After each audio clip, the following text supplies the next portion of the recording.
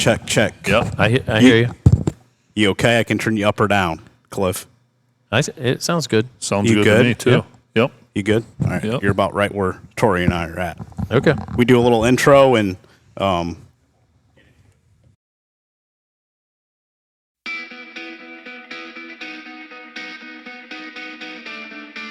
Get it on the jet sweep to the short side. Up the sideline. Sam McCaffrey. He is gone.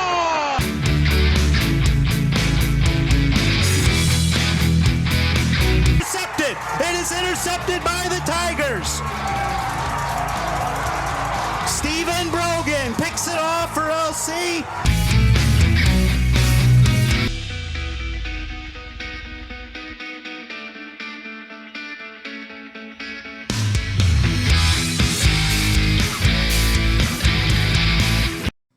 welcome back to the Black Swamp Football Podcast presented by the Gherkin Companies, along with Tory, Strock. I am Lynn, Groll, and special guest this week, Cliff Hemmert. Cliff, good to have you with us from Wapakoneta tonight. Great to be here. I appreciate the opportunity.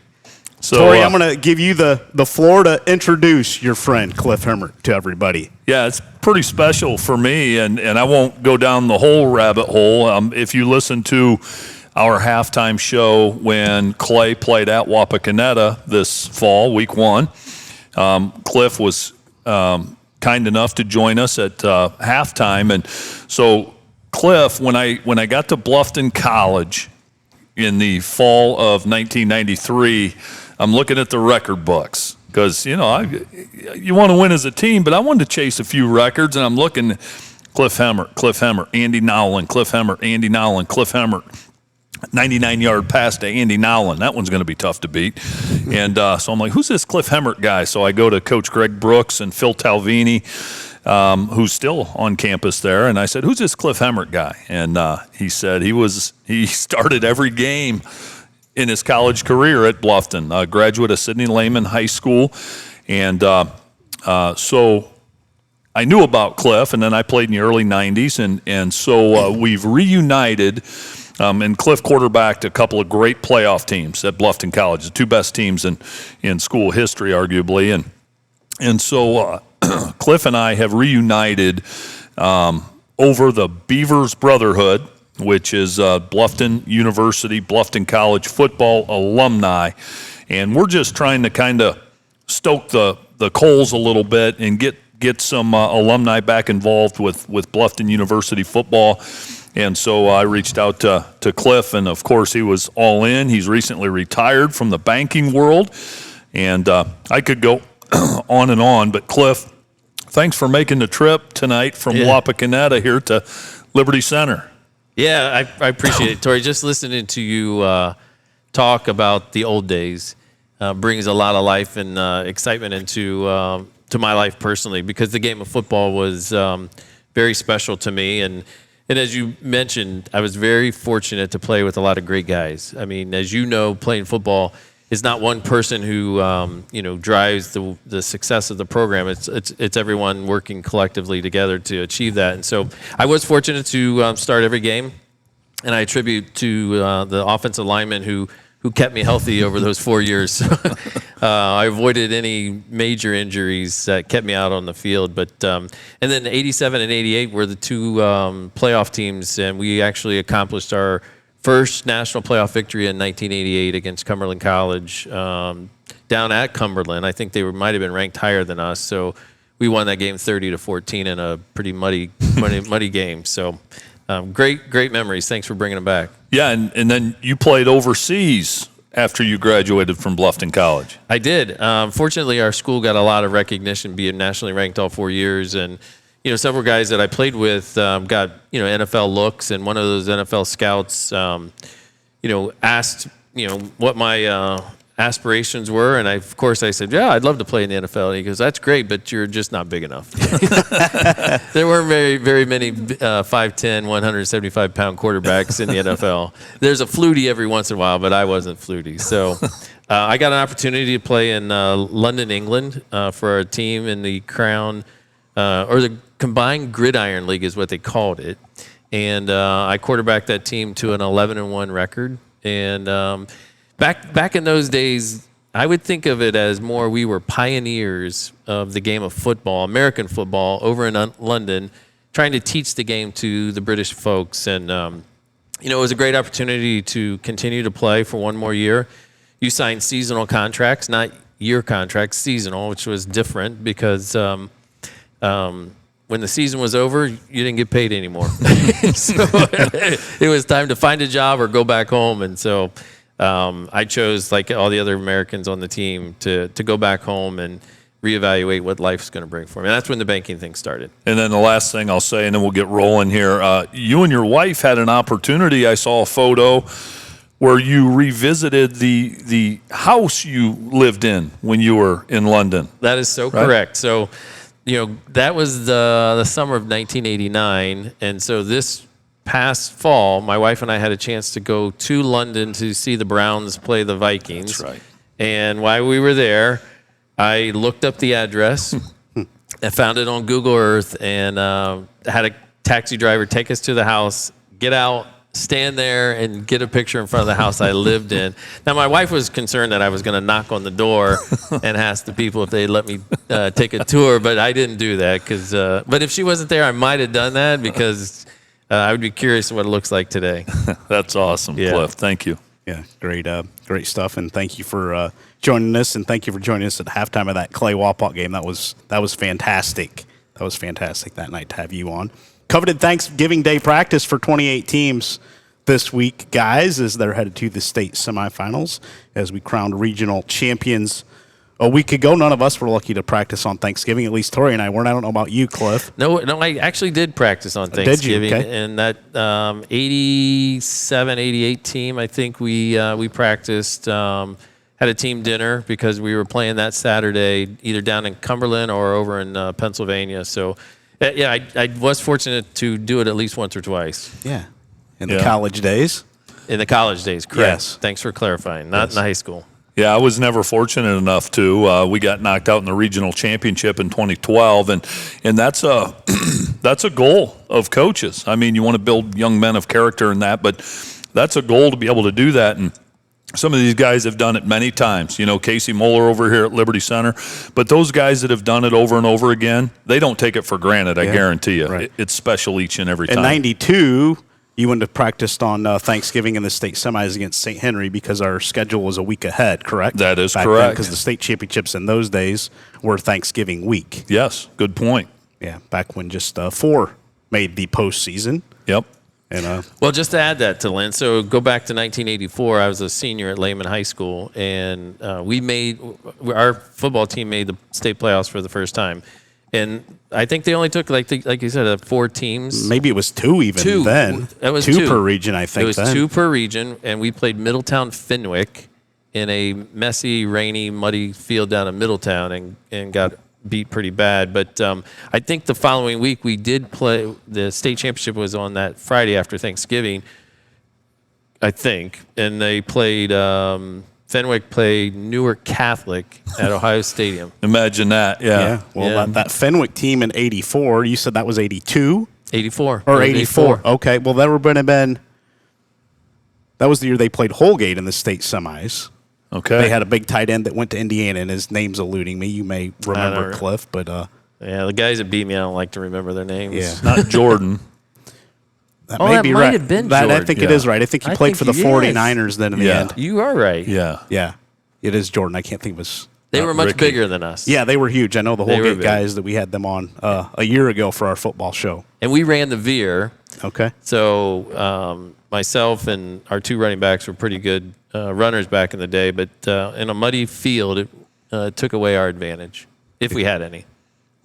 Wow. Yeah, you said Fenwick, and I was thinking Holgate. We had Holgate just south of here in Henry County. Yep. Their greatest team ever was 1984, and they fell to Middletown Fenwick in the state semis. That was close, though, wasn't it? Yes. Like Yep. 7-6? Yeah, really close. Yeah. Maybe 13-14. I don't Okay. remember the exact score, but it went to right down to a 2-point conversion.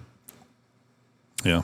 Yeah, year they knocked off defending state champion Macomb at Defiance in Wow. the first round, and then played Fenwick. And Now you're really testing my memories. yeah, and then We're going back. Then played Newark Catholic and J.D. Graham and the juggernaut that he had at the time. Yeah. Yeah. institution. Yeah. Speaking of the playoffs and seeds remaining, 28 teams, obviously, so one from each region. One seeds, there's 14 one seeds left, guys. So 14 of the 28 teams remaining were one seeds. Two seeds, there were 8 of those still remaining. 3 seeds, there's 2. 4 seeds, there's just 1, Columbus Grove. 5 seeds, there's 2, Colonel Crawford and Coldwater. And then the lowest seed remaining is Central Catholic, a 6 seed. Cliff, you said prior to the show you were able to watch the Toledo Central Catholic Wapakoneta game. In a nutshell, talk about what it was like to watch Central Catholic. How good are they? They're good. Best 6-4 team I've ever seen. They, I don't know if the rumors are true, but I think they talk about like almost a dozen Division I prospects coming off that football team. True. They look like it. They definitely have big kids, fast kids, and they know the game. They were not fazed by Wapakoneta at all. Wapakoneta went through and had 11-0 season, and clearly. They smacked them in the mouth early and showed their dominance. So, I don't know enough about their opponents that they played out of Michigan, but I would be really surprised. I'd like to see the team that could beat them in the next couple weeks. I believe 2 of those teams from Michigan are in the Michigan State Championships this week at Ford Field. Detroit Catholic Central is. And I think there was another one. I looked at the state finals for Michigan, but I can't remember who all was remaining up there. But I was thinking there was at least 2, and maybe there's even more. I saw a team we talked about because I think St. Francis played Lumen Christi, right? They're in the championship in their division. Yeah. Go through their schedule here real quick. Cass Tech is playing Detroit Catholic Central, 2 teams that Central played right there that are playing in the state championship.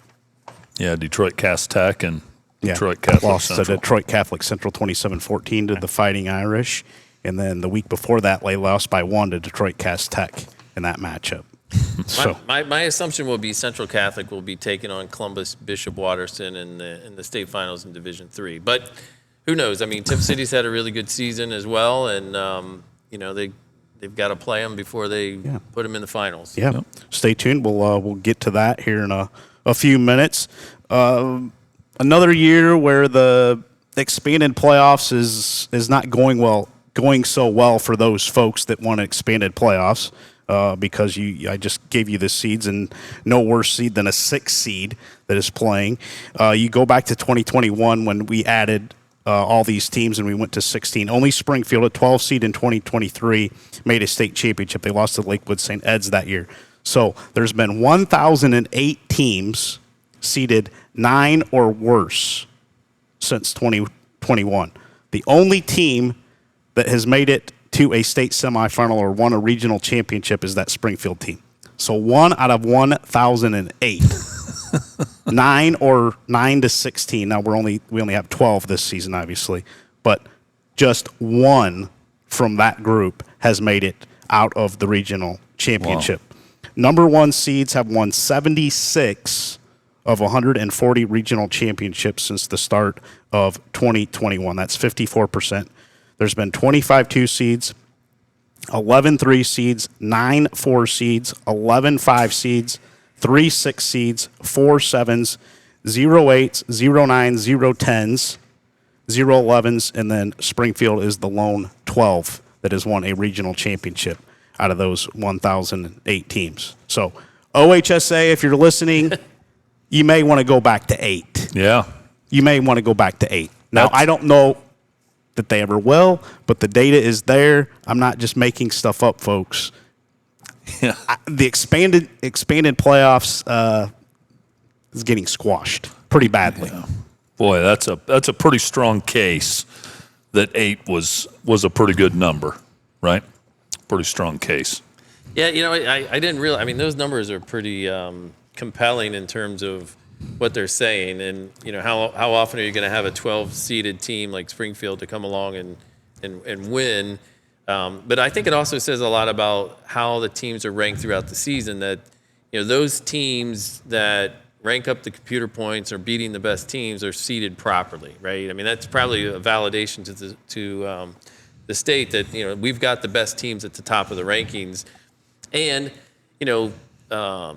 what'd you say Central Catholic was? They're a 6 seed this season. 6 seed. Yeah. So, they choose to play a much tougher schedule and tougher opponents that, with 4 losses, I mean, if they're playing all high schools, they're probably 10-0. Yeah. There's a chance. Yeah. Now, if you go back to Springfield's 2023 schedule, they lost to DeMatha Catholic out of Maryland, who's a national power. They lost to Trotwood Madison. They lost to Wayne. All these are one-score losses. Lost to Kettering Fairmont by 3. Lost to Centerville by 8. And the other ones are also, except for DeMatha, were all one-score losses. So if you add a strength of schedule component, can we get the right 8 into the playoffs? Because I hear from people all the time, well, give the kids a chance to play. Well, guess what? You have 10 weeks to get a chance to play week 11. So how many chances do you want to get to play on is what I would say to that. Because we're trying to find a champion. We're not trying to give kids extra games and give everybody a trophy here. No. And this isn't basketball. This isn't baseball. This isn't a lot of sports where there's no physicality in part of the sport. Football's different. It's 10 weeks of banging heads. It's a little different than a lot of other sports. Just my soapbox I'll get on this week. No, I think the key phrase there, Lynn, was the purpose of this tournament is to determine a champion, not necessarily to appease everyone. So, no, very compelling, as Cliff said. That's a good word, and I would agree. So the proof's right there. And let's not forget, we live in Ohio, and the weather, the later we go in the year, gets very, very difficult to manage. And this weekend could be an interesting set of elements for a team, because I think what I've seen so far is we're looking for a lot colder temperatures and either rain, sleet, snow. It could be very, very interesting for some coaches this weekend. When you look at throughout the state, you could see some rain in some spots, maybe some snow in some areas. But, it's supposed to get a lot cooler this week. And we've been lucky the first 14 weeks. We really haven't had any bad weather nights this season. Last Friday was the only one that I recall being in some rain this season. I don't think we had any other rain, have we, Coach? No. That was it Friday that I remember. Yeah, but that's the remaining seeds and how the playoffs have gone since 2021. We're going to take a break, come back, and talk about this week's slate of games around the state of Ohio in the state semifinal round. Who says a college degree is the only path to a fulfilling career? At the Gherkin Companies, we offer rewarding livelihoods with or without a degree. Gherkin provides a generous benefits package, continuous training, top-notch equipment, and a culture that rewards effort. We're looking for rock-solid performers to help build and reinforce the region's infrastructure. Whether you have construction experience or are just starting your career, apply now at gherkincompanies.com/careers. The Swanton Welding Company proudly supports our local student athletes and coaches.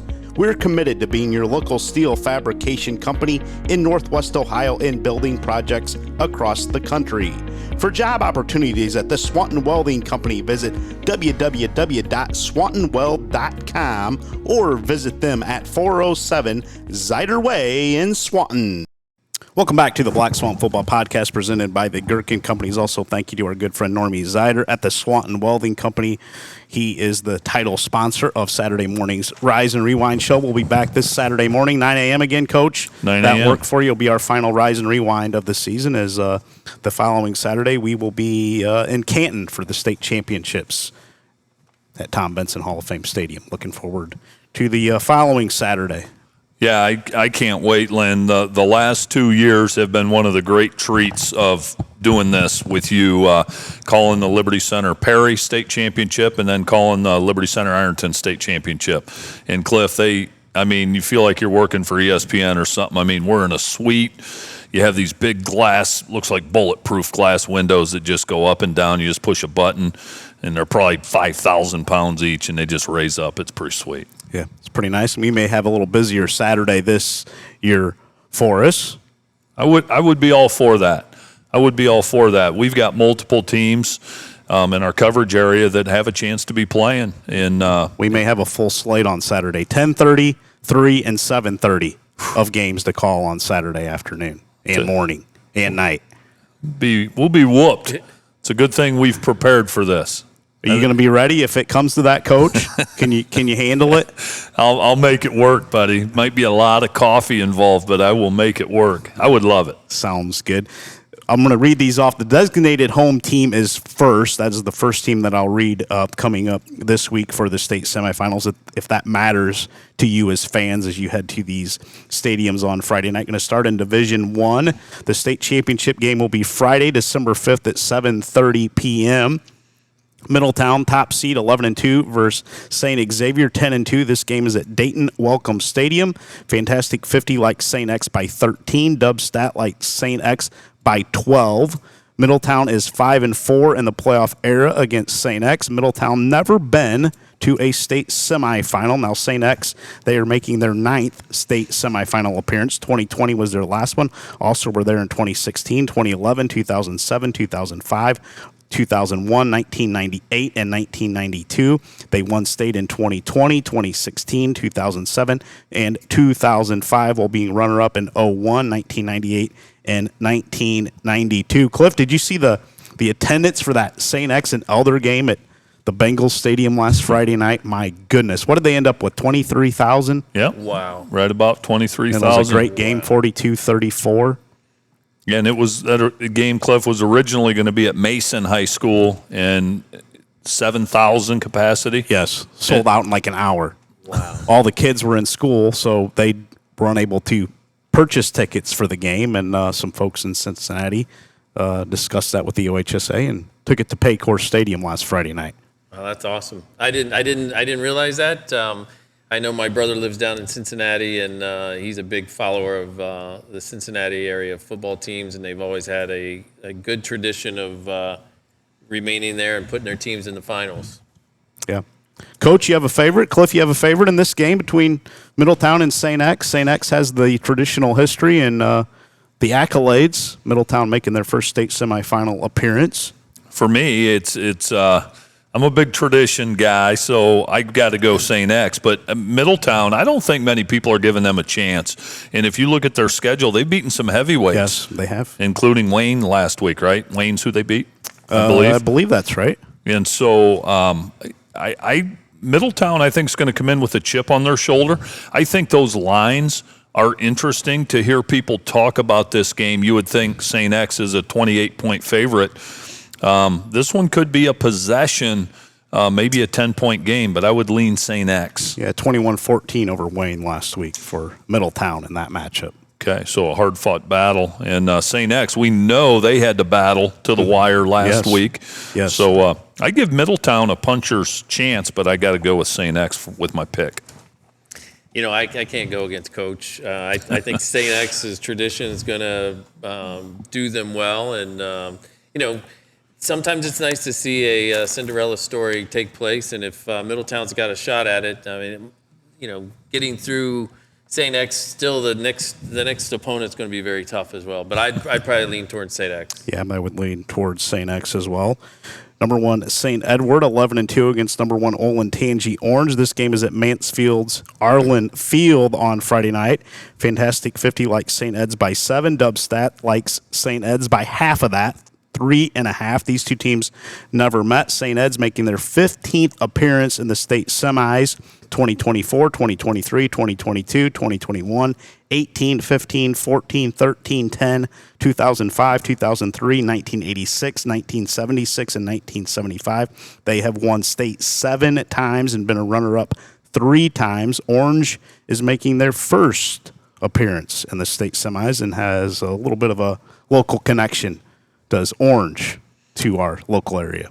Yeah, it's interesting. Orange has had a local connection for a number of years. Remember, the former coach was Zeb Schrader from Archbold, and now Wes Schrader, interesting enough, no relation. Wes Schrader, Lipsick graduate.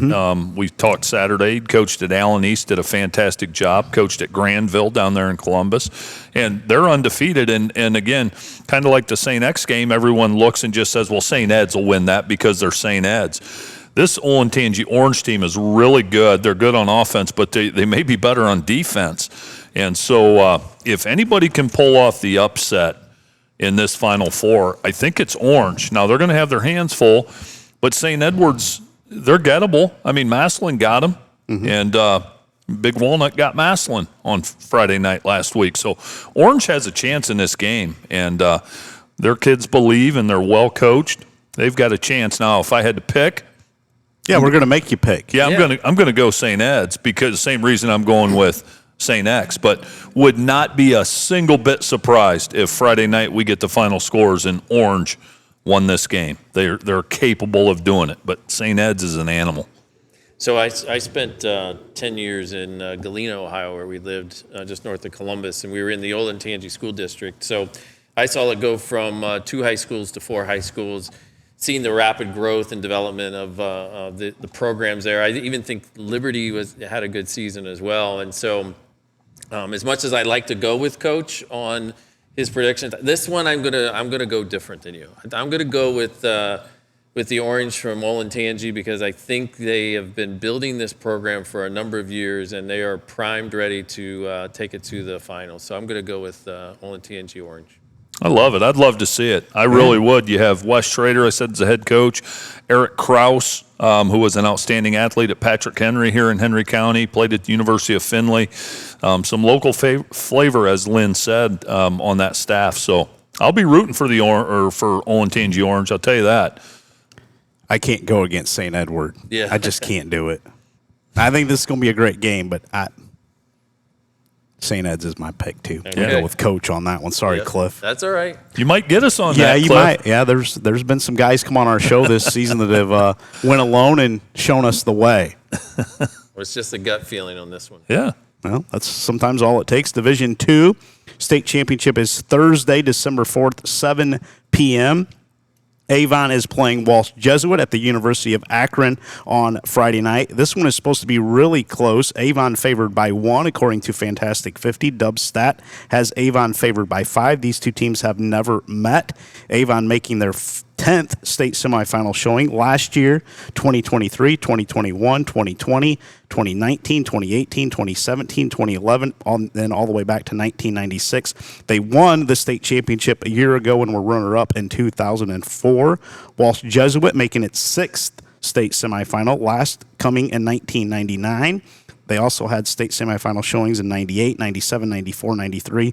They won state in 99 and were the runner-up in 1998. Boy, this Avon team is really good. This Walsh Jesuit team knocked off Toledo Central Catholic early on this season, so you know they're the real deal. This is another dandy of a game around the Buckeye State on Friday night. There's a lot of good ones, Lynn, but is this the best one? that's what I was going to ask. Is this the best game on paper in the state of Ohio Friday night? And there's some good ones. You get down to the smaller divisions. I'm telling you, Hopewell, Loudon, Coldwater is, to me, a dandy, razor thin. Going back to Division I, St. Ed's Orange. I'm telling you, that's a tight one. But for my money, this is the game in the state of Ohio, Avon and Walsh Jesuit, I think. I mean, what Walsh Jesuit did to Akron-Hoban last week, that doesn't happen to Hoban. They beat them by 3 or 4 touchdowns. Yeah, that was after they lost to Hoban 1914 back on September 26th. But 35-7 a week ago against Hoban, got a little revenge in that one. Yeah, this is a tough pick. You got to go Avon, at least I do. I got to go with Avon. But Walsh Jesuit may be primed to knock them off, but I'll go with Avon. I'm not going against Coach Elder and Avon. Just can't do it. But they beat Central Catholic. Yeah. Who beat Central Catholic? Walsh? Walsh Jesuit did. So I actually saw Central Catholic demolish Wapakoneta, and so I'm going to go with Walsh Jesuit on this one. Anybody can beat. I know they're D2, but Central Catholic in any other state is a Division I football team, and if they can beat Central Catholic and they bring their best Friday night, I'm going to go with the Walsh Jesuit team over Avon. I like it. Going Cliff. alone again. I like it. This guy may know something. He's fearless. That's why you climb the banking ladder. Yeah. Also in Division II, Anderson 13-0 versus Big Walnut 12-1. This game is in Columbus at historic Cruz Stadium. Fantastic 50 likes Anderson by 6, and Dub Stat likes Anderson by 6 as well. Only meeting before this year was in the state semifinals a year ago, won 28-24 by Anderson. Anderson in its 5th state semifinal last 2 years, and then 2007 and 2008 in back-to-back years. They won state in 2007, were runner-up in 2024 and 2008. Big Walnut is making its 4th appearance in the state semifinals. A year ago, 2008 and 2007, they won state in 2007. It is hard to pick against a team that just beat Massillon for the second year in a row, which Big Walnut did. I didn't think they would, and they did.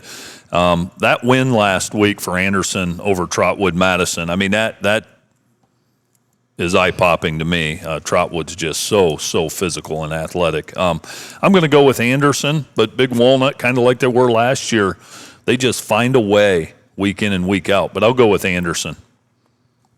No reason, but I'm going to go with Big Walnut. Whew. It's going against us again. I'm going to go Anderson in this matchup.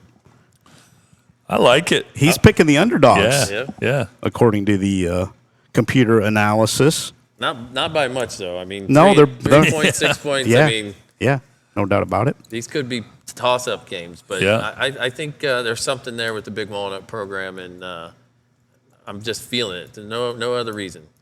Moving on to Division III, state championship Friday, December 5th at 3 p.m. Central Catholic, 10-4, playing Cuyahoga Valley Christian Academy, who's 12-0. This game is at Fostoria Memorial Stadium on Friday night. Fantastic 50 like Central Catholic by 16. Dub Stat like Central Catholic by just 2.5.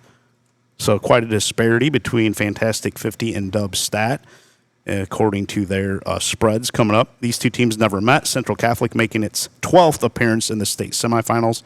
Last year, 2023, 2022, 2019, 2017, 2016, 15, 14, 2012, 2005, and all the way back in 1977. They have won state in 2023, 2022, 2014, 2012, and 2005, while they were runner-up a year ago, and 2015. CVCA never been to the state semifinals. CVCA entered the regional finals, averaging only 6 pass attempts per game. I was reading an article in Cleveland.com today. Coach Nick Cook said, "It's blue-collar football for us. That's how the whole thing has been built, a study diet of barbells and the Bible. It's amazing what that'll do for a young man." Oh, I love that. Yeah. Royals have running clocked 11 of their 12 foes this season, but Central Catholic, a heavy favorite. They have been rolling since that loss to Orchard Lake St. Mary, 36-21. Since then, knocked off Toledo St. Francis 40-0. Mona Shores 35-13. Ontario in the playoffs 35-0. Lexington 49-18 in the playoffs. Wapakoneta, game you saw 41-7, and then a week ago against Rocky River 57-28.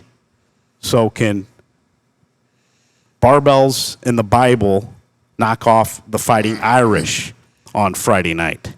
I'll tell you what, that hits pretty hard. I mean, this guy, you can tell he's got those kids believing. My question is, Lynn, you said obviously they're a ground-based attack. Yeah, averaging just 6. I think they threw it like 11 or 12 times a week ago. Did CVCA. So my question would be, and I actually just pulled up some film. I won't have a chance to see what I want to see, but what's their mode of attack? I'm curious. Are they wing T? Are they veer?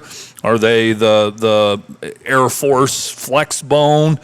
If they're a triple option, a true triple option team, they could be a handful. That might be a play right there, Cliff. That might be a handful for Toledo Central Catholics. You don't see a lot of that in the modern day. Right. No, that was a pass. Yeah. Haven't seen the schedule that Central Catholic has played this season. Their one game where they didn't running clock someone was a 28-21 victory over Lake Catholic back in week number 5. But otherwise, the Royals have been outstanding. Yeah, just watching some of their clips here. They've got a little bit of shake. This was 2 weeks ago. This game here, just some highlights. So See what they're doing under center there. Hard to tell. Looked like a full house backfield maybe. You can't tell if they're wishbone or what they are, but can you just duke it out with Greg Dempsey and his crew? That's going to be tough, right? Well, looking at the interior lines of Central Catholic, I mean, like Cliff said, they're a Division I team. They look like a Division I team. Can you just line up and pound it at them? I mean, they're built for that. Actually, Toledo Central Catholic's built for whatever type of game you want to play because they can match up with your athletes on the perimeter and they can pound it inside with their linemen. So I'm going to go with Toledo Central Catholic just because. But I'll be curious here. If you say the dub stat line was 3? I believe 3.5. That's pretty high praise. Or I'm sorry, 2.5. 2.5. 2.5. Fantastic 50 by 16. Okay. Something that Dub Stat likes. I know there is. I would say I'd lean more towards 10 to 12. Yeah, I'm thinking a couple scores. Yeah, I am too. I'm going with Central Catholic, but I'll be curious. I like this coach, and I've never even met him. Yeah. I like that approach, man. Yeah. And you can still do that at some places, at private schools. You can Nick Cook is his teach name. some values. I love it. Yeah. Church of Iron over at Kirtland, something that Tiger Laverty has is another one that's one of those. Yeah. But I'm not picking against the Fighting Irish either. No. I can't go against what I saw a couple weeks ago. Wapakoneta was 11-0, had a great season, averaged 30-plus points a game.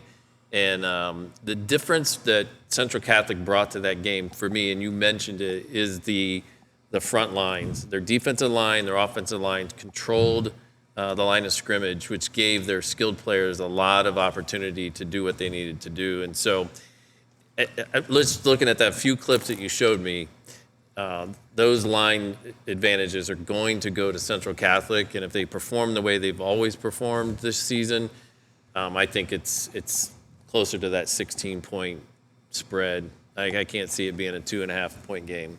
Okay. We're going to talk about Youngstown Cardinal Mooney here in a couple minutes in Division 5.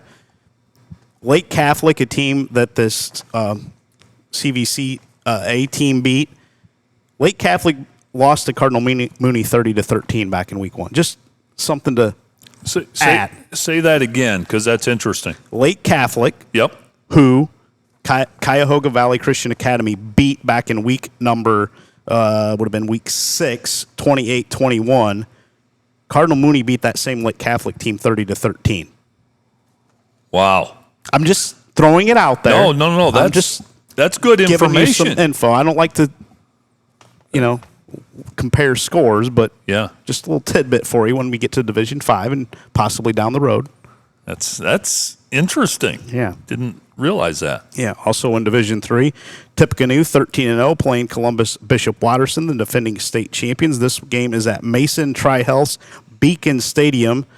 The odds makers like Watterson by a lot. Watterson favored by 24, according to Fantastic 50, and by 14, according to Dubstat. Dubstat a little more conservative, usually with their spreads. These two teams never met. Watterson making its 11th state semifinal showing. They've been there the last 2 years, and then you have to go all the way back to 2010, then 2004, 2002, 2001, 1999, 1997, 1980, and 1972. They've won 3 state titles of a year ago, of course, 2010 and then 2002.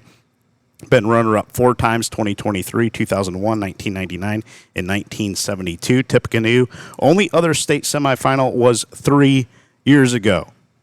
I don't know that you want to mess with Bishop Watterson this year. They're pretty darn good again. Pretty darn good again. That's who beat us in 2009, Lynn, in the second round. Yeah. Beat us 6-3 at Donnell Stadium. And, boy, they had a defensive tackle that went to Iowa, and we're trying to run trap and trying to move him. But they were really good, and they're good again. I'm going to go with Bishop Watterson. But Tippecanoe, they've done a great job down there, and they've earned this state semifinal appearance, but can't pick against Watterson. Yeah, I agree. Columbus Bishop Watterson's definitely good. The history that the program's had. Tippecanoe's had a great season, and I hate to say it, but I think it's going to come to an end this Friday night.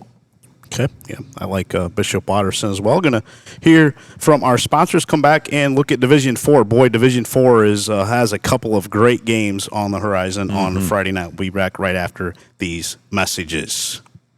Ashball Aerial is a fully licensed commercial drone company providing aerial media for commercial, industrial, and agricultural clients throughout Northwest Ohio. Want a different perspective for your events, construction projects, businesses, and more? Call 419-966-3202 or check them out at ashballaerial.com or look us up on Facebook. American Freedom Energy and Grandma's General Store off Route 24 on State Route 109, just south of Liberty Center, now has 88 unleaded fuel and is your one-stop shop for fuel, food, drinks, and much, much more, including locally raised meats and home-baked goods. American Freedom Energy and Grandma's General Store is proud to support Black Swamp Football and is the host of the Black Swamp Football podcast, football show, and Saturday mornings Rise and Rewind. Stop in and see Glenn and Greg today and make American Freedom Energy and Grandma's General Store a part of your everyday routine.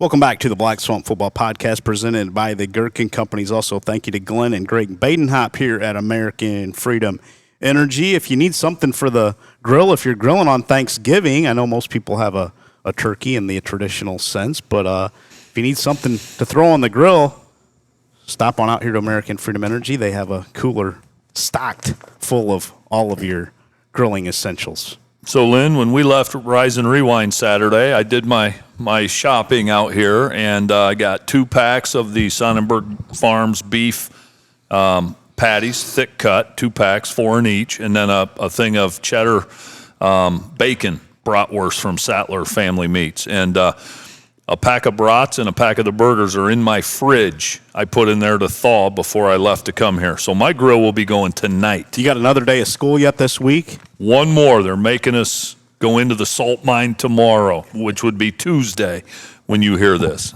Got to go in, grind it out one more day. I had a very intelligent school administrator tell me several years back, on days leading up to like Thanksgiving and Christmas, here's your message to the kids. And some people will get offended, you know. But you don't bother me, I won't bother you. Let's just get to break, all right? So we won't quite do that. I had an interesting principles of coaching class today at Napoleon High School. My plan changed, though, from what we were going to do. We ended up having the kids write an opinion piece on this NIL referendum that just passed at the OHSAA. And I read several of the papers as they were getting turned into me. I'll tell you what, teenagers a lot of times don't get enough credit. Their perspectives and I had them do some pros and cons and then their overall opinion on the NIL. I mean, they listed some pros and cons that I hadn't even thought of. And I'm like, man, this is really good. And I had about 40 of them turned in today, and I haven't read them all, but interesting. So we'll continue with that tomorrow. So it won't be a don't bother me, I won't bother you. Just for people that are... Yeah, that was passed today, and student athletes in Ohio now get the chance to partake in NIL. Don't know how much we'll see it in these parts. Yeah. I'm not sure. I think there was some articles out there that it's going to affect the 4 and the 5-star top end kids probably a little bit more than others. Could you imagine LeBron James if he would have had NIL opportunities in high school? He'd have made $25 to $50 million. He would have. He just would have. And he'd have had shoe deals and everything at that age.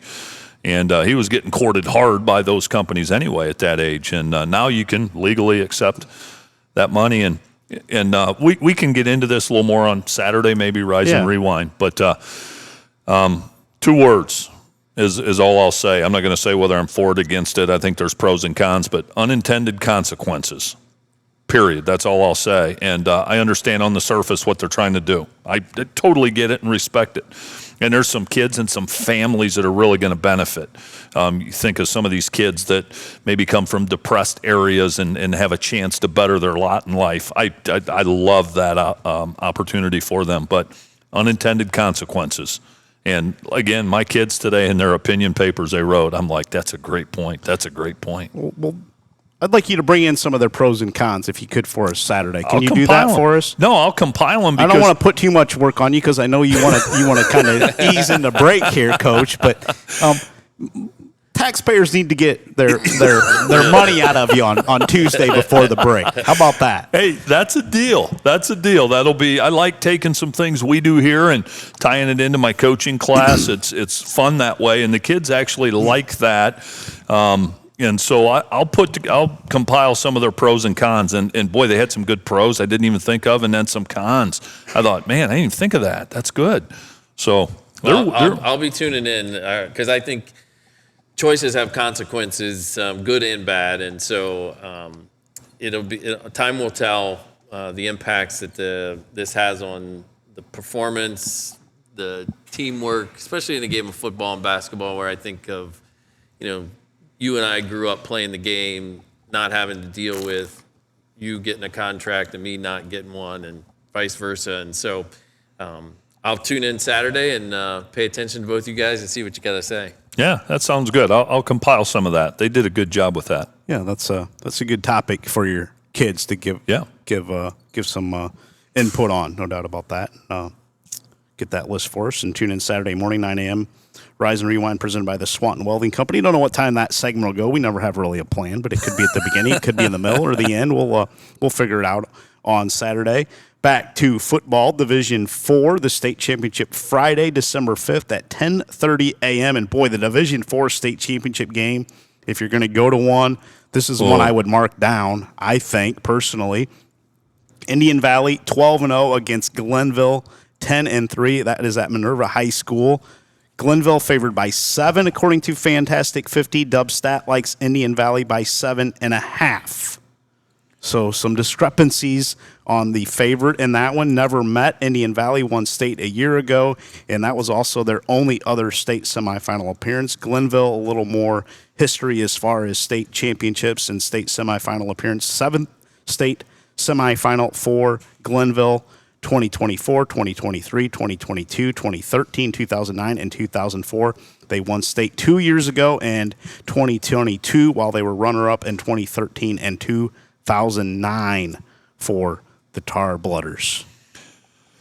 This is a compelling matchup because it's easy to just say, well, Glenville. I'm not picking against Glenville, and that's normally the way I'd be, but Grady Kinsey is a different animal for Indian Valley. I've never seen a single player will his team to victory on his shoulders like Grady Kinsey does.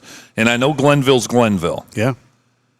But no one has stopped Kinsey the last 2 years. No one. No one. And on paper you say, well, Glenville can if anybody can. But can they? I don't know. I'll pick last on this one. I gotta let this marinate a little bit. This Indian Valley running back, Cliff, is unbelievable. He's just a man amongst boys. Headed to Air Force with the Shelby quarterback, Braden DeVito, who we're going to talk about here in just a second. But I like Glenville. Yeah. I think Glenville's going to get the win. I think they're going to be just a little too much.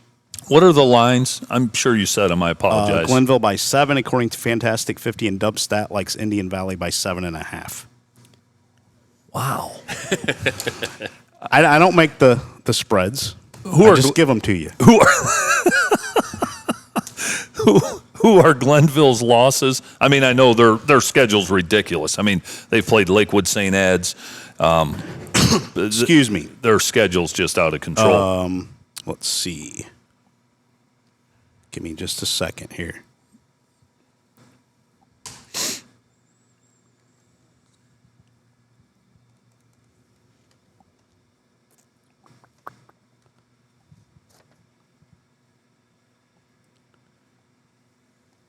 I'd like to have his information before I go, but I'm leaning toward. Here, I'll give it to you. Okay.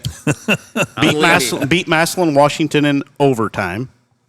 Lost to beat Olentangy Liberty by 6. Lost to Avon 28-16. Lost to St. Ed's 28-14. They started off 2-2. Then they won 3 in a row. Beat John Adams, who was 7-3. Beat John Marshall, who was 3-7. had a forfeit to East Technical, lost to Hoban by 3, 12-9, beat John Hay, beat Rhodes, beat Salem 49-0, beat Lake Catholic 14-3, and then last week rolled over Perry 35-7. So Avon, St. Ed's, and Hoban are their 3 losses. That's a tough schedule. It's a tough schedule. And those losses are against some great teams in the state. I'm gonna go with the undefeated Indian Valley. I think when you're a team who's, and again, I really don't know anything about either one of these teams, so this is just a gut once again, not just going against both of you and going against tradition in Glendenville, but Indian Valley, I think they'll come motivated, knowing that their undefeated season's on the line and they're one step away from a state finals appearance. So I'm going to go with Indian Valley.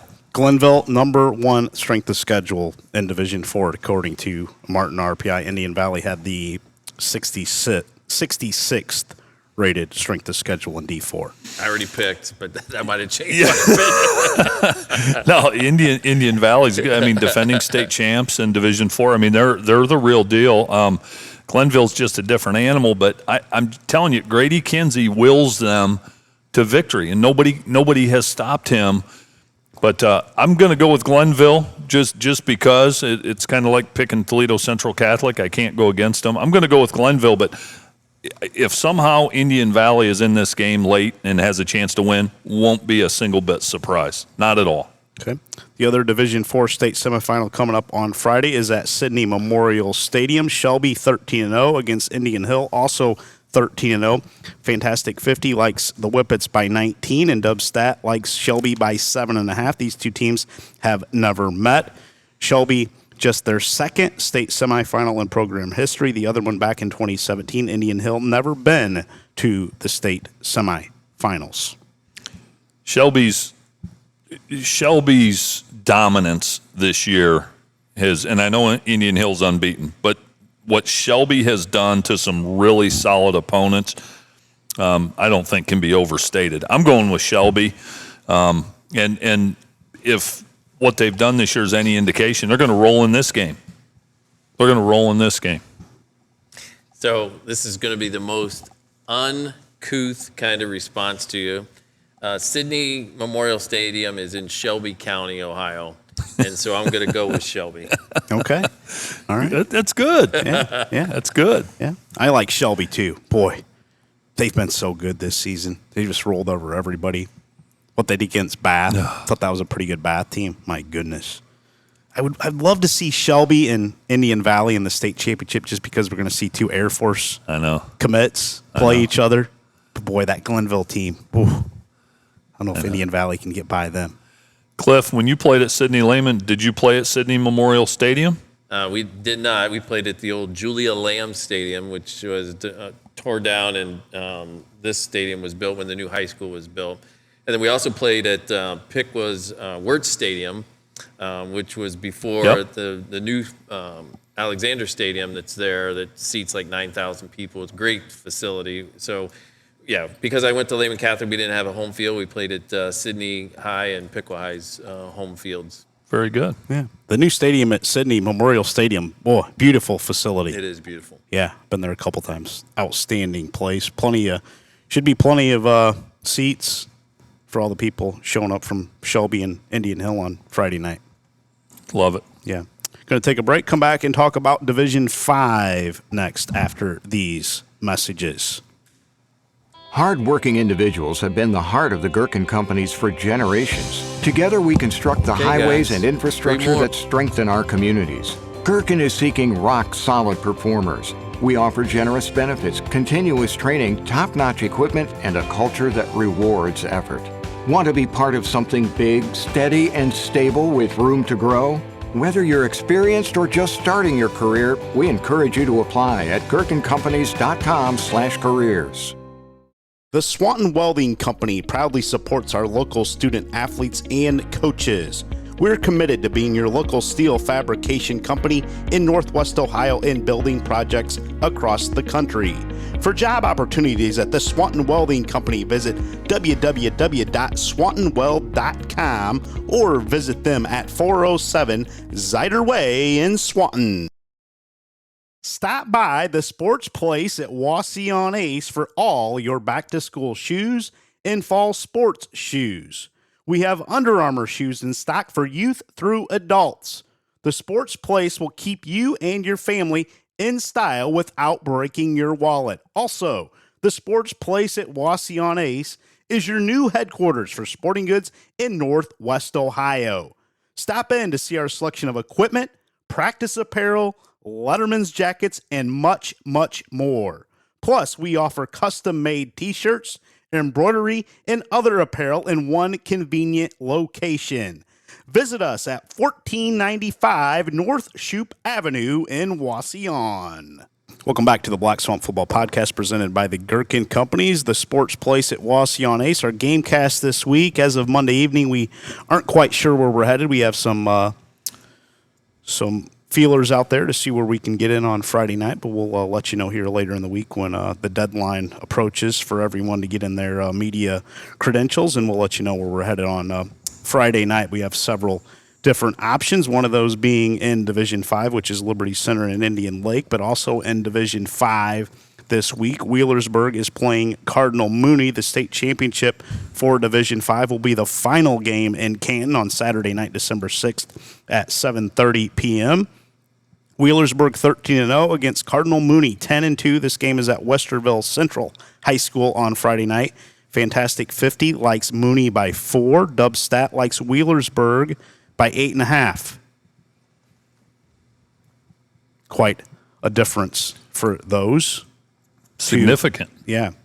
These two teams never met. Wheelersburg in its 9th state semifinal. Their last was in 2018. They also went to the state semifinals in 2017, 15, 1998, 1994, 1991, 1989, and 1981. They won state in 2017 and 1989. Never been a state runner-up has Wheelersburg. Mooney, 18th state semifinal. First, though, since 2013. Also won in 2011, 2009, 2007, 2006, 05, 04, 1999, 1996, 1990, 1987, 1985, 1982, 1981, 1980, 76, and 73.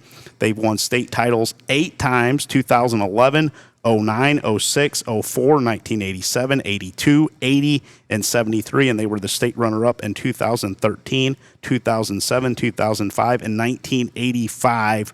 Plenty of tradition for these two programs that have never met on the gridiron as far as the playoff era goes, but should be a dandy Division 5 matchup.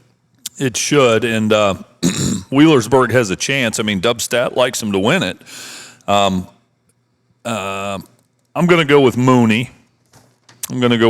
Just because I have so much respect for that part of the state of Ohio and their physicality and how tough they are. I'm going to go with Mooney, but Wheelersburg has a chance. Number 2 ranked schedule as far as strength of schedule goes in Division 5 is what Youngstown Cardinal Mooney played this season. Wheelersburg's strength of schedule, according to Martin RPI, was 40th. Okay, Mooney was 2? 2.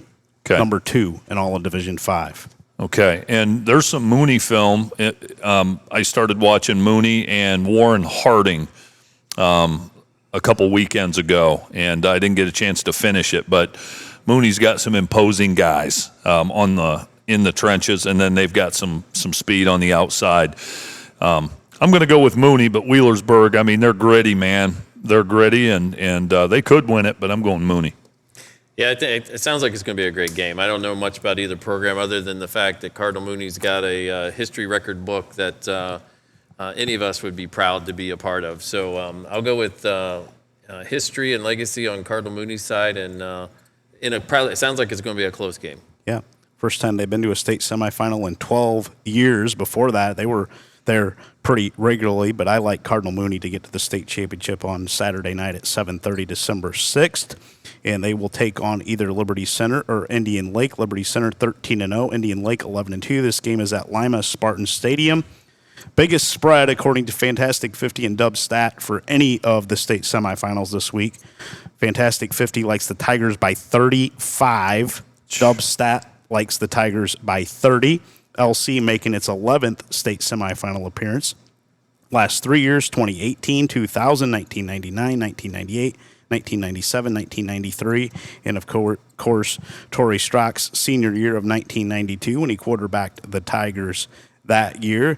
Liberty Center looking for their second state championship, their first since 1997. Indian Lake, first state semifinal appearance in program history. These two teams have never met. Here's some Liberty Center stats for you guys.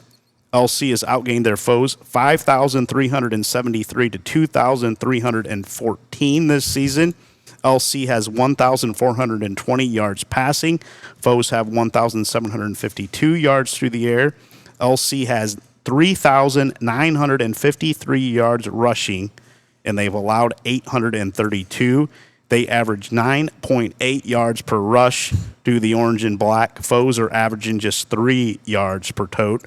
Garrison Cruz putting up Cliff Hemmert type numbers back in his day, 14.3 per carry. Did you put up 14.3 per carry, Cliff, back in your day? No. Okay. That's pretty impressive. 1,660 yards for Garrison Cruz on just 116 attempts. 27 touchdowns. Thomas Moeller has added 8.7 yards per tote, 1,021 yards, 14 TDs, just one more attempt than Garrison Cruz. He has 117. Caden Kreinbrink, 77 of 122 through the air, 1,365 yards, 17 touchdowns. Jackson Lonizak, 543 yards receiving and 5 TDs on 23 snags. Ethan Gray, also 23 catches, 349 yards, 3 TDs. Cruz has chipped in 5 receiving touchdowns this season as well. He also has 94 tackles, 5 sacks. Lonizak, 6 sacks. The Lakers are 193 of 290 passing, 2,228 yards. They've ran for 2,205 yards on 398 attempts. Brady Galladay is 193 of 289 through the air, 2,228 yards, 22 touchdowns. He's also ran for 677 yards and 6 TDs on 159 keepers.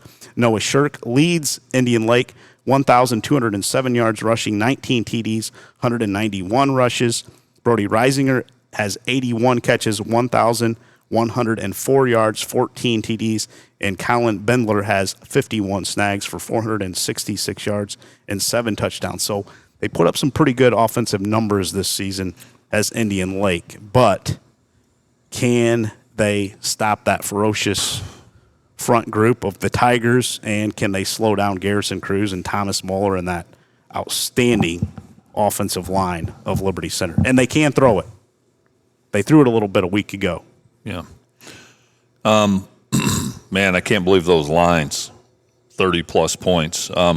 Indian Lake, if you look at their 2 losses, they're respectable. I mean, London is really good. They were 12-1. And then Lima Bath, a team we saw that was really impressive this year. Those are their 2 losses. Mm-hmm. Sounds like weather could impact Indian Lake, just depending on what it's doing Friday night. They're going to want to throw it a lot more than Liberty Center is. You got to like Liberty Center because of their ground game. I don't think Indian Lake's going to be able to even slow them down. Indian Lake may score a little bit. They may hit a couple balls. They may get over the top a couple times, but Liberty Center's it's going to be more of the same. And unfortunately for the casual observer, I think those lines are probably close to what it's going to be. Yeah. To be honest with you, Martin RPI likes Indian Lake's schedule quite a bit better. 17th in Division 5. Liberty Center's is ranked 52. In Division 5. I don't think that matters. I think the lines are about right, and Liberty Center is going to name their score on Friday night. Well, given all the stats you read, I thought Tory was just going to go with LC automatically, given his alliance to the school and the fact that he took the team to – where'd you go when you in the playoffs? State semifinals. State semis. So congratulations on that. It's hard, given what you've just shared, to go against the numbers and what Liberty Center has done this year. I think it's been a great run for Indian Lake. I've got a couple guys that I went to college with, Jeff Overs and Darren Newland from Indian Lake, so I'm sure they'll be in the stands rooting on their Indian Lake team. But I've got to go with Liberty Center on this one. Yeah. Major favorite, and I don't think Liberty's going to get challenged until next Saturday night in Canton in the finale of the state championships, either Wheelersburg or Youngstown Cardinal Mooney in that matchup. Division 6, the state championship is Saturday, December 6th at 3 p.m., the game right before the Division 5 state championship. Colonel Crawford 13-1 against Kirtland 13-0. This game is at Parma Byers Field at Robert Bolton Stadium. Fantastic 50 likes Kirtland by 17. Dubstat likes Kirtland by just 4.5. Again, Dubstat a little more conservative. Big discrepancy in state tradition for these two programs. Kirtland in its 14th state semifinal and 9th straight. They have been there 2024, 2023, 2022, 2021, 2020, 2019, 18, 17, missed in 16. They were there in 15, 14, 13. Hornets, and then 2012 and 2011. Hornets have won 7 state finals, 2023, 2020, 2019, 18, 15, 13, and 11, and been runner-up 6 times. A year ago to Coldwater, 2022, 2021, 2017, 2014, 2012. Colonel Crawford making its first foray to the state semifinal round in program history. So looking at Kirtland, Lynn, legendary coach Tiger Laverty, right? I'm going to assume that's his son, Jake Laverty. It is. Okay. 3,000 career passing yards, 3,000 career rushing yards. First player in Kirtland football history with 3,000 career passing and rushing yards. And he looks the part, too. We talk about Charlie Whirling at St. Henry. Jake Laverty looks good, too. And those are some impressive numbers, 3,000, 3,000. That's a very rare club to be a part of. And I like, regardless of what Dubstat says, I'm going with Kirtland. I think you'd have to be semi-crazy to pick against them. Although Colonel Crawford will be physical. They'll be physical, and they'll slug it out with them, but Kirtland will win that game. Yeah, I think it's great to hear Colonel Crawford's success in getting there for the first time, I think you said, Lynn. And it's hard to go against what Kirtland puts on paper and some of the numbers that they've been able to accomplish this year and the traditions there. It sounds like Kirtland's going to be moving on to the finals the following week. Kirtland, strength of schedule 4th in all of Division 6. Colonel Crawford's is ranked 75. That's pretty significant. Big disparity that's there as well. Right there. Yeah. So I like Kirtland in that matchup too. I'm not going to go against Tiger Laverty and his crew. The other Division 6 game, a dandy down at Walpock's Mercy Health Walpock VFW Field. Cliff, will you be there on Friday night? I'd like to be there, so we'll see how I do after turkey on Thursday and if I'm recovered by then. But I mean it's really close to where I live, and so I was at the stadium this past weekend for the Marion Local and St. Henry game. So there's no excuse unless it's snowing and extremely cold, which it could be. But I'd like to be there. I mean, those are probably. I know we mentioned earlier that there were some really top-notch games. I think this is probably one of my favorite top-notch matchups in the semifinals in Hopewell Loudon and Coldwater. Oh, this should be a good one. We saw Hopewell Loudon against Archbold a couple weeks ago. Fantastic 50 likes Chip Otten and the Cavs by 1. Dubstat likes Hopewell Loudon by 9.5. Wow. Interesting. Make of that what you will. Never met. Coldwater playing in its 19th state semifinal. Were there a year ago on their way to the state championship, also in 2021, 2020, 16, 15, 14, 13, 12, 11, 10, 9, 2007, 2005, 2004, 2001, 2000, 1998, and 1995. They won state a year ago, 2015, 2014, 2013, 2012, 2007, and 2005. Hopewell Loudon playing in its 5th state semifinal, first since 2021. Also were there in 2008, 2007, and 2005. They lost to Delphus St. John's 31-7 in the 2005 state semifinal, 34-14 to Delphus St. John's again in the 2008 state championship, and 34-7 to Marion Local in the 2021 state semifinal. They also lost to Newark Catholic in the 2007 state championship. So they've lost some lost to some big-time Ohio powers over the years. Jacoby Ellis, 118 and 171 passing for the Chieftains, 1,593 yards, 23 touchdowns. And then they also have Kellen Frankert back there at times. He's 13 of 15 passing, 167 yards, a TD. Brody Brickman, he leads the team with 759 yards rushing on 107 attempts, 16 touchdowns. Frankert has 739 yards rushing, 10 TDs. Jack Colatrillo, 45 catches, 675 yards, 8 TDs. Brickman has 628 yards receiving as well, a dozen touchdowns and on 45 grabs.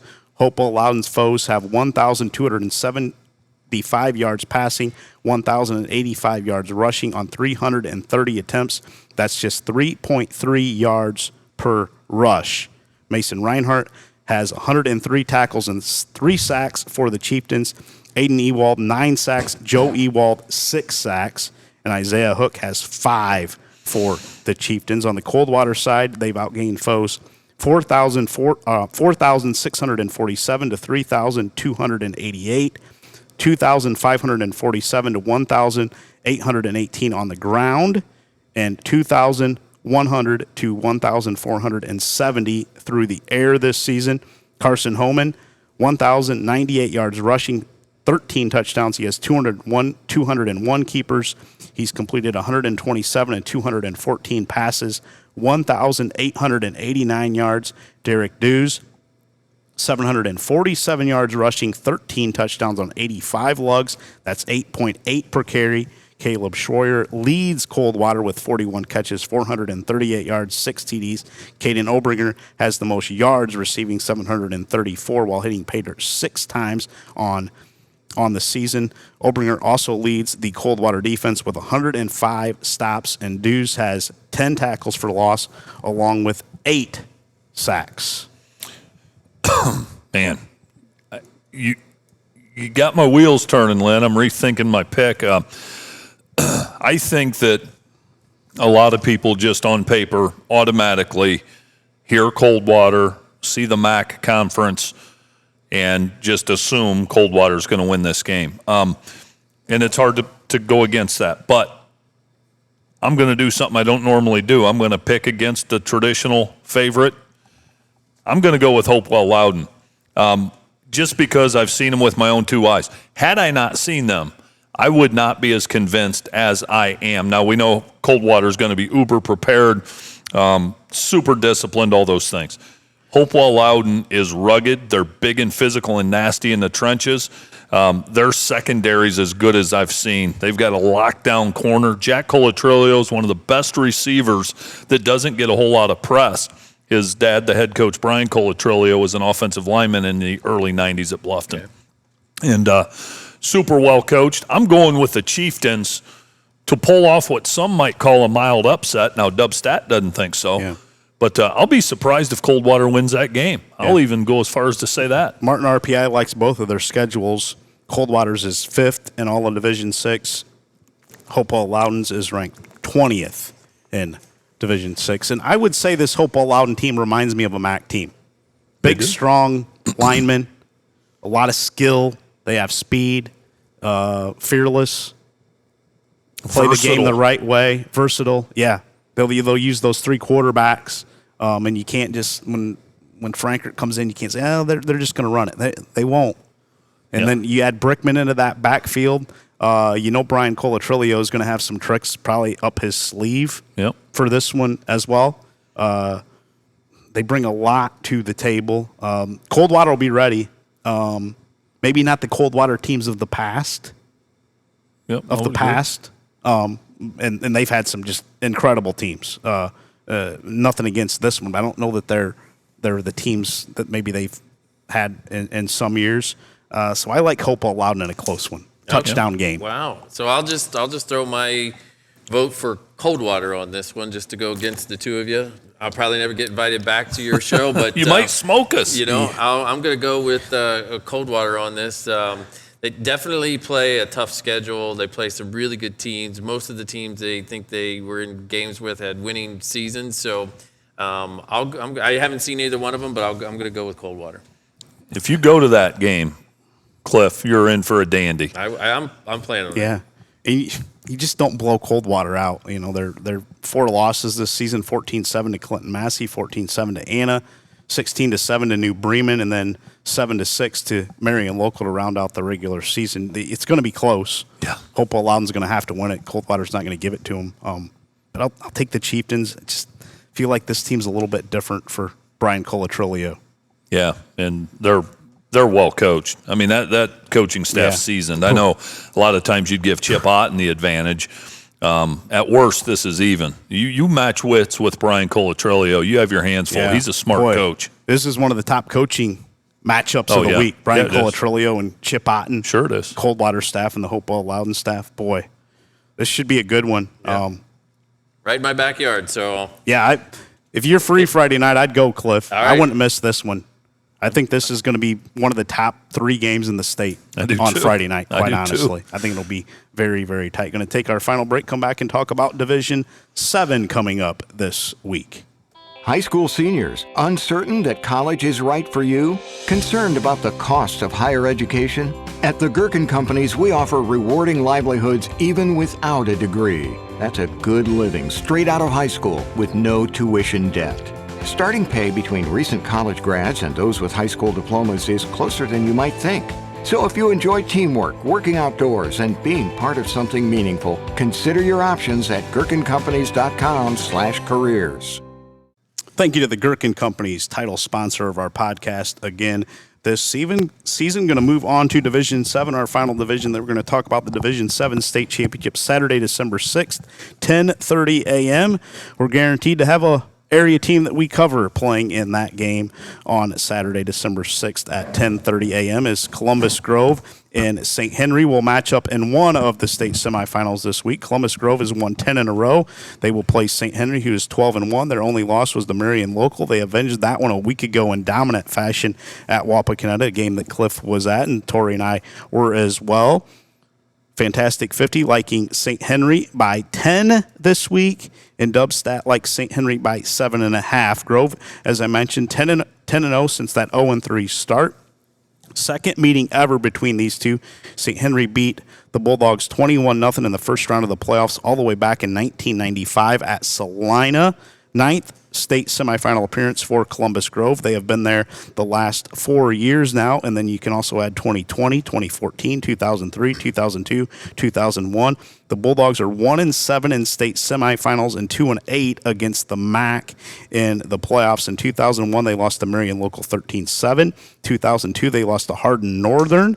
2003, won state by beating Marion Local. 2014, they lost to Marion Local 55-7. 2020, they lost to Coldwater 41-27. In 2022, lost to Marion Local 27-0. 2 years ago, lost to Versailles 30-13. And then last year, lost to Marion Local 41-6 in the state semifinals. St. Henry, 11th state semifinal showing in their program's history. First one since 2006. We're also there in 2004, 1995, 1996, 95, 94, 92, 91, 90, and 1986 under Tim Beckman. Been to 8 state finals. Won state championships in 1990, 1992, 94, 95, 2004, and 2006. And they also lost 2 state finals in 1999 and 1996 as well. St. Henry has outgained foes 4,292 to 2,444, including 2,784 to 982 rushing. The Redskins allowing just 3.1 yards per rush. Charlie Whirling, their outstanding quarterback, offensive player of the year in the MAC this season, 1,672 yards rushing on 255 keepers, 32 touchdowns. Will Speck, outstanding sophomore for the Redskins. He has chipped in 548 yards and 2 TDs on 69 totes. Anderson Kramer leading the defense for St. Henry, 117 tackles. Owen Zimmerman, 5.5 sacks. Drew Langenkamp has 77 stops. Grove has outgained foes this season, 3,883 to 3,320. Bulldogs allowing just 3.8 yards per rush this season. Grove has committed only 7 turnovers all season, guys. 7 all season. 3 in the opener against Pandora Gilboa, 1 against Liberty Benton the next week, and they had 2 against Patrick Henry in week 3. They have committed just 1 since interception against Lima Central Catholic in the regular season. So they've not turned it over in forever, and especially after that 0-3 start. Landon Best, the trigger man for the Columbus Grove offense, 166 at 234, 2,255 yards, 31 TDs, only 5 interceptions. Last 6 games. Pay attention. 87 of 101. That's 86% completion percentage, 1,038 yards, 15 touchdowns. Brody McClure, 793 yards rushing and 7 TDs on 116 carries.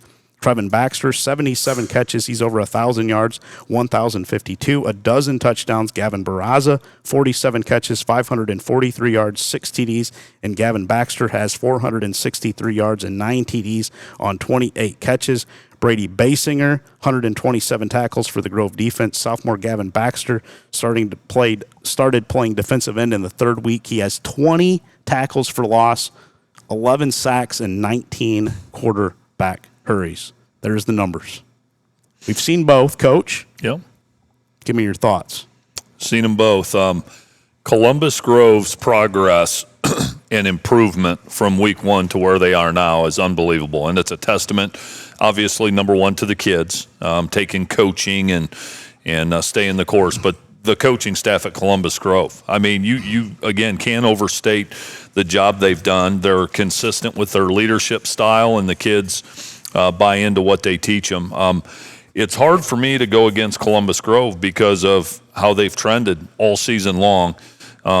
They make plays. Trevin and Gavin Baxter, Brady Basinger, Landon Best is at his best right now that he's been in his whole career. I love Grove coming into this matchup. I just can't pick them because of St. Henry. I mean, the schedule they've played, they were as impressive as I've ever seen this past Friday night. I've got to go with St. Henry, but I think it's a good matchup. Can Grove get their passing game going? That St. Henry secondary was impressive. I like the Redskins, but Grove can be there in the 4th quarter. That's what I'll say. And I hope they are. I root for Andy Schaefer and the Bulldogs, but St. Henry's impressive. So let me ask you this, Tory, since you saw Grove, what's the linebacker situation like for Columbus Grove? You remember? They're just blue collar. They're blue collar. They play downhill. They're aggressive. They'll blitz, not just in passing downs. I mean, they'll pin their ears back and come get you. And I think you have to with Charlie Whirling. If you sit there and you just say, okay, we're just going to play our base, we're going to read our keys, he's going to be into you and have 7 yards, and you're going to be falling backwards. I think you've got to try to throw the first punch against them. So Grove, their coaches are as good as any, Cliff, at scheming and game plan, and they've played a couple of the better athletes in Northwest Ohio this year and just totally locked them down. They're really good when they have their radar set on somebody. So I think yards will be tougher to come by this week, and I can't believe I'm saying that after they just played Marion Local, but Columbus Grove will have their sights on Charlie Whirling. Well, that's good to hear because I think they're going to have to. After what I witnessed last week with them going up against Marion Local, one of the nation's longest winning streaks, The nation's longest winning streak, 76 games. St. Henry's quarterback took it to Marion Local, and I was really surprised that Marion Local did not adjust to what they were facing with that quarterback. I think Worley's his name. Yeah, Worley. And so if he has half the game he has against Columbus Grove, I think St. Henry walks away with a 2-touchdown victory on Friday night. It's going to be cold. It looks like I just checked the forecast for Wapakoneta. It's going to be a cold night, but Any rain? It doesn't look like it. No It's precipitation. Low in the 20s and maybe highs during the day and low 30s. So Okay. Well, let me ask you both. And you coached, you played Cliff, the quarterback position. You look at St. Henry and Charlie Whirling is not going to do anything too fancy. Just going to take the snap and run. Why is he so hard to stop? I know you've only seen them once, Cliff, but why is he so darn hard to stop? Well, number one, he's got a great offensive line in front of him. So when you're 6'3", I still say he's bigger than what he's listed at. I mean, he looks more like 6'3", 225 to me. But all he needs is a crease, and these guys are giving him more than a crease. And then once he gets going with his size and physicality, I mean, if he gets 3 yards, he's going to end up with 5 or 6 because he's going to fall forward. And the tough thing is, everybody in the stadium knows it's coming a lot of times when they're empty and they snap it to him, but it starts up front with their line. If he had a below-average line, he might not even be healthy at this point in the year because of how much of the load he carries. But I'll give the line the majority of the credit. Why can't you just run blitz him and stop him? Because they don't throw it a lot. They don't throw it a lot. And then you have little Will Speck back there, 145-pound sophomore. Yeah, if you're going to run blitz him, you better guess right. Okay. You better guess right. And what he does, and I agree with you, Lynn, I think you have to roll the dice and be willing to guess wrong sometimes. I do. Otherwise, he's just going to bludgeon you like he did Friday night. But he takes the snap, and he doesn't just get it and go. He takes it and kind of picks his way. So if you are bringing, a couple of your inside backers, maybe front side A gap, backside B gap, he's just going to bounce it a little wider. And a lot of their blocking, I'm not saying they don't down block and things like that, but a lot of it that I saw against Marion Local was just big on big. So they're just drive blocking man on man, and so he just picks a seam. And it may be the landmark may be off the left side, but maybe they are blitzing there, and he'll just bend it off the right. I think he improvises. I'd be curious to talk to Coach Josh Whirling.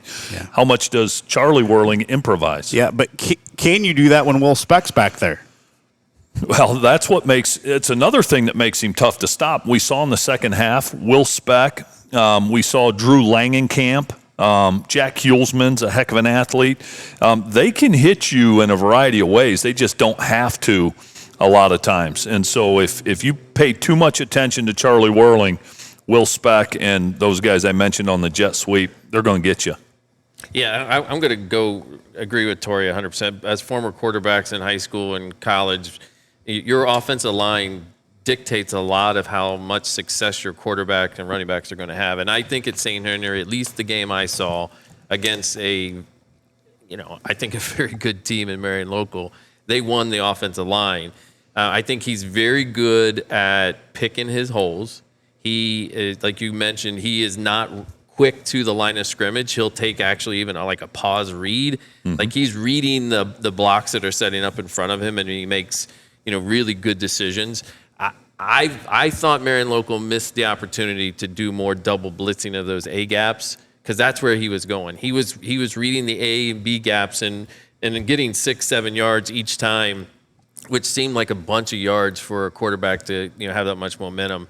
The other thing I think about this kid that I saw last Friday night was he has a really good arm too. So if they're pressured to use his arm, I think he's fairly accurate and can get the ball on the outside, which will force the linebackers to maybe soften a little bit. So I really think St. Henry's the team to beat right now in this division.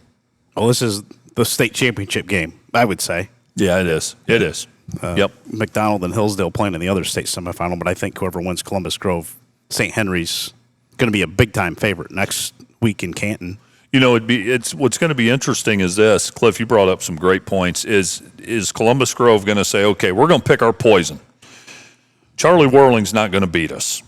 Okay, so we're going to load up the box, take away him, Will Speck, and those guys, because Columbus Grove has some really good secondary guys. They really do.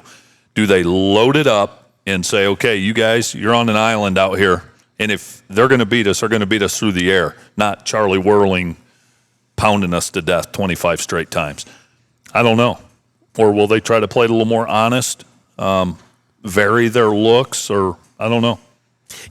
So if you guys were at the game, you saw that Marion Local went right down the field and scored right away. Yep. And that was their only touchdown of the game against St. Henry. St. Henry remained composed. Yep. They adjusted and they went back down. I mean, because they fumbled the opening kickoff. Yep. And so, they faced adversity very, very well. So the question, to your point, is do you load the box? Do you force him to get on the outside and put your secondary against their wide receivers and say, look, that's how we're going to beat this team? Yeah. We'll see. I'm looking forward to it. I hope. I know there's a chance. We don't know where we're going yet, but Could be a game we do. I wouldn't be upset if this is the game. I also wouldn't be upset if we get Hopewell out in Coldwater. Yeah. Wouldn't be upset. Yeah. Well, if you do, let me know, because I'd much rather stand behind both of you in the press box where it's going to be a lot warmer to watch that We game. may put you to work, though. Well, I'll do that. That means I can wear a little bit less clothing, because it's going to be a cold one down there in Walpock. Yeah. Some great defensive players in that matchup, too. What Gavin Baxter's done at his defensive end spot. And then you think of those defensive ends and the defensive line for St. Henry, Zimmerman and Anderson and those guys. Our boy, number 11. Oh, yeah. I have him circled, Braden Heath. Heath. He's a wild man.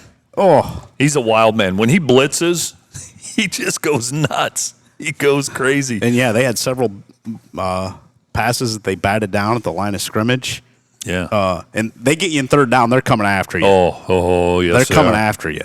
Yeah. Can Grove's offensive line hold up, and can their defensive line? You know what? I mean, you make a great point. I don't remember. You probably know the stats better, but I think Marion Local threw 2 interceptions against St. Henry. So there was definitely a secondary defense that St. Henry brings to the table as well. And Marion Local has good receivers. Both their receivers are first-team MAC guys, and there wasn't a lot of openings for them to throw, really. There wasn't. So it's going to be a great game. I hope you guys get that one. So yeah, I'll be knocking on the door.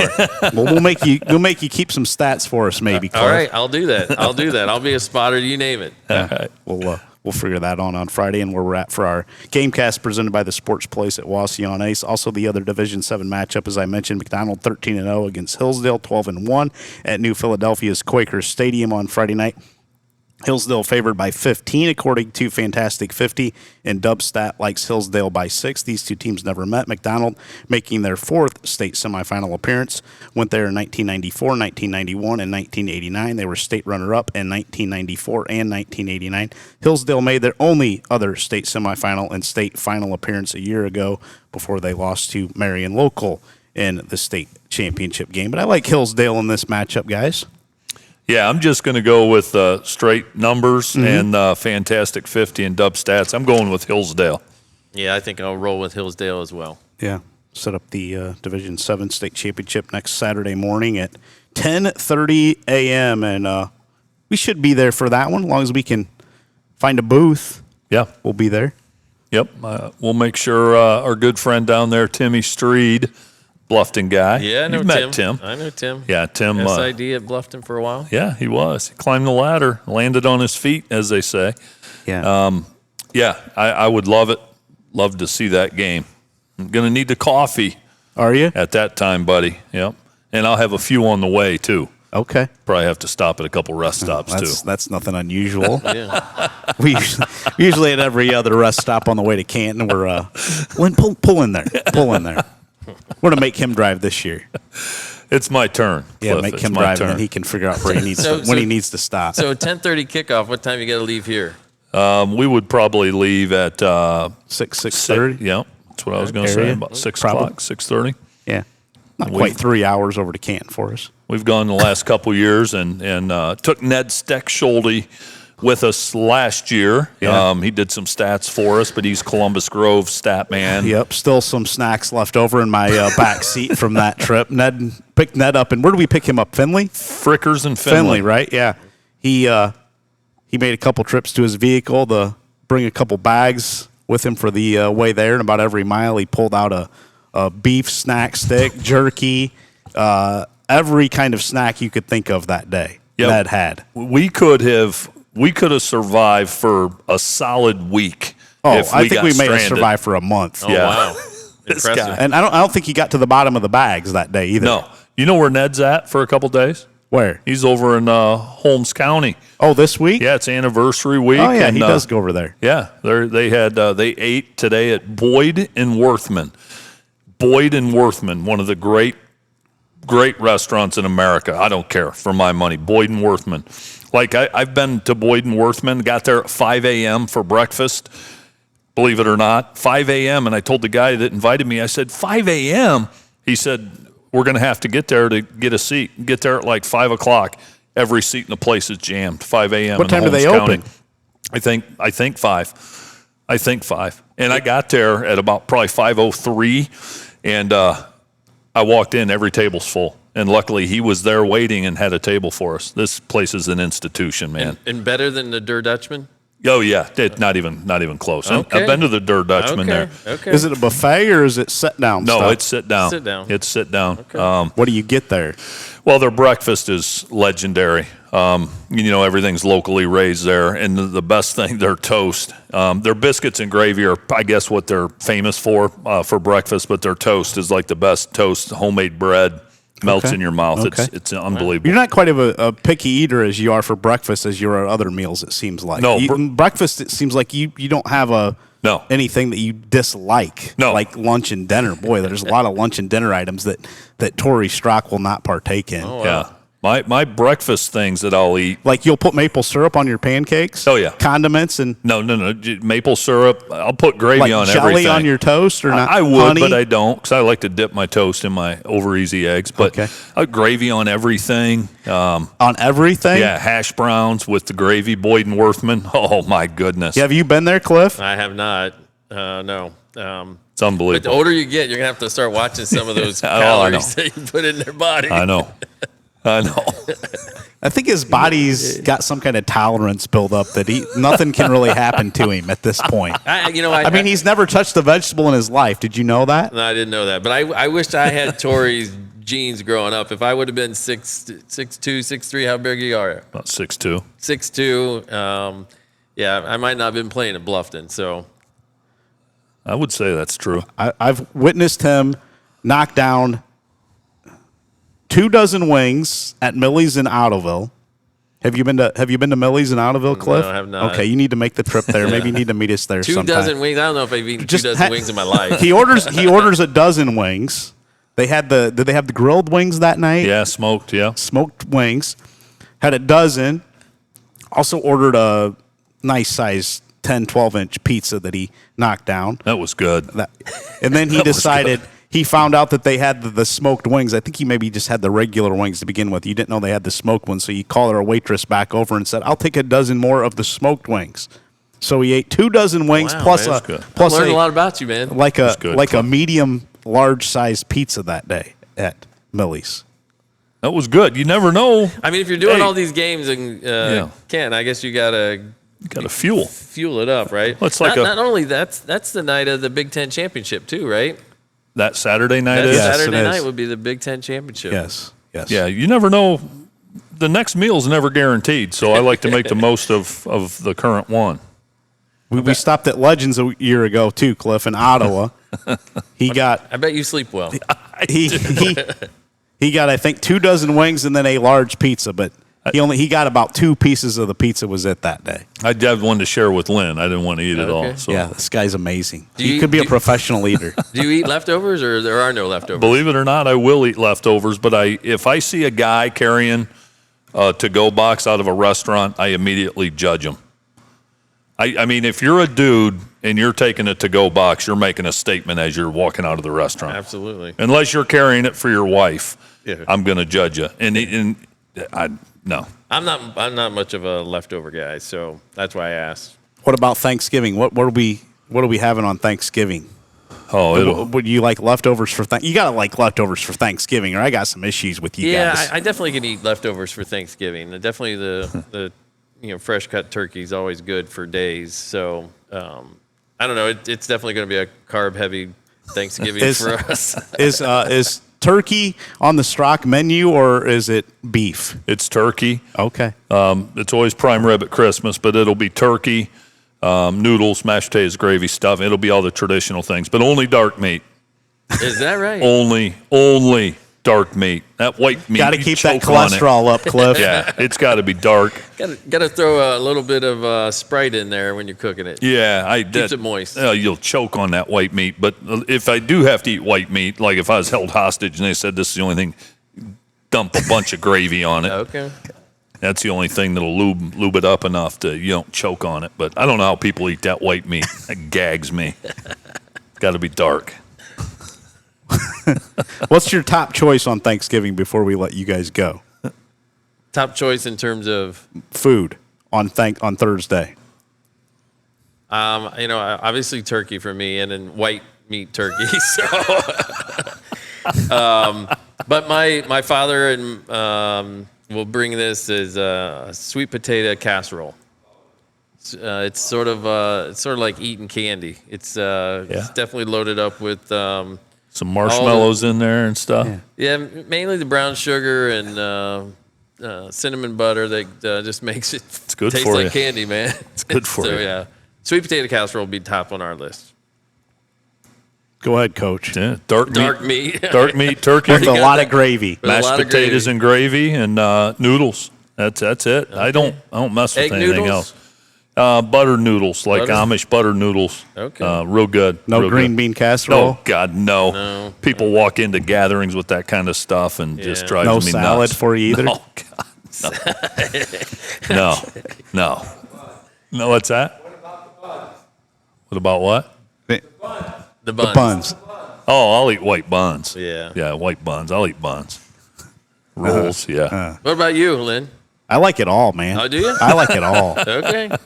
I don't know. Pumpkin pie is right up there if we're talking dessert. We always have a pumpkin pie and an apple pie, so we'll have one of each. Yeah. Cranberry salad. You got to have cranberry salad.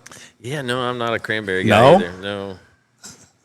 I don't know whoever came up with that idea, but that's How do you not like cranberry salad? no. I think we should celebrate Thanksgiving more often. I agree. I'd be good with a monthly I think we should do it monthly, a Yeah. monthly Thanksgiving meal, quite honestly. give thanks. Yeah. I like not the sweet potatoes, but I like the butternut squash. Okay. Same kind of theme. Same thing. Yeah, put a little brown sugar on there Yeah. and just put some Rice Krispies on top, some brown sugar and some butter. Wow, right. Just kind of crunch that up, and then just some butternut squash pureed casserole. It's one of my favorites too. It's gonna be a heavy eating week. I can see it. Thanksgiving, and then you guys are gonna be doing games Friday night, and then the following Saturday. Yeah. There's some great places, Lynn, over by Canton. There's a really good buffet-style Amish restaurant off of 30. It used to- I'm aware of the last 2 years in that drive to Canton, especially last year with you and Ned's pointing out back roads, and there's a good Amish restaurant down there, and you're I've been there. These two got them all picked out over that way. There's some good ones. Yeah. We'll eat good, though, if we make the trip. Yeah, we will. We'll eat good. We certainly will.